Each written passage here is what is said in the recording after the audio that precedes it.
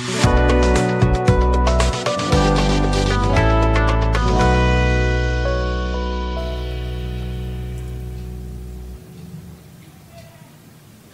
అండి, నమస్తే.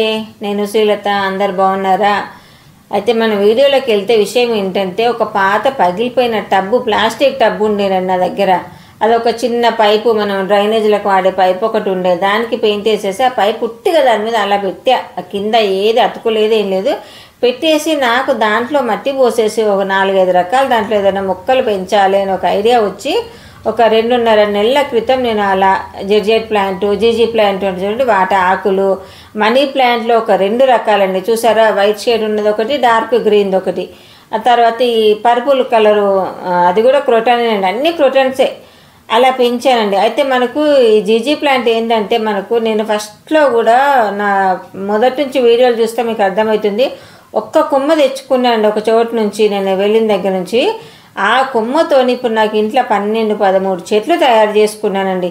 ఏం లేదండి, ఒక మందపాటి ఆకు తీసేసుకొని మనం అట్లో పెడితే ఒక 2 నెలలు వదిలేస్తావు. చూసారా, ఆ విధంగా చక్కగా వేర్లు వచ్చేసి పక్కకి ఇంకొక కొమ్మ వచ్చేసి దానికి కూడా ఆకులు వచ్చేసాయండి.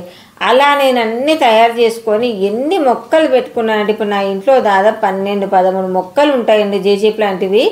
అలా మనం ఇదైతేనేమో ఆకు ద్వారా వస్తుంది, కొన్నేమో కొమ్మల ద్వారా వస్తాయి. అలా మనకు ఒక 4 చెట్లు ఉన్నా కూడా వాటిని 40 చెట్లులాగా మనం తయారు చేసుకోవచ్చండి. 40 ఉన్నాయి అనుకోని 400 చేసుకోవచ్చండి. అలా మన ఇంట్రెస్ట్, మన ఓపికను బట్టి మనం ఒక చెట్టు ద్వారా ఇది కూడా అలా తయారు చేసుకుంది. తర్వాత ఇంకొక కుండీ కూడా చూపిస్తాను. అలా ఒక్క చెట్టు ద్వారా మనం ఎన్ని చెట్లైనా చేసుకోవచ్చండి. ఒక్క క్రోటన్ అని కాదు, పూల చెట్లైనా, కాయ చెట్లైనా.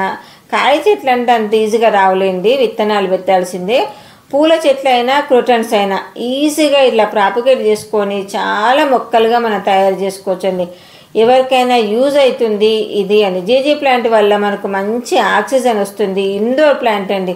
చూసారా, ఆ కుండీలది కూడా నేను అలా తయారు చేసి పెట్టుకున్నది.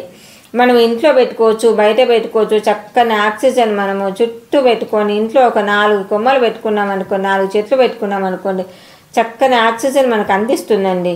ఓకే అండి, మరొక మంచి కంటెంట్తో మళ్ళీ మీ ముందుకు వస్తాను. బాయ్ అండి, బాయ్.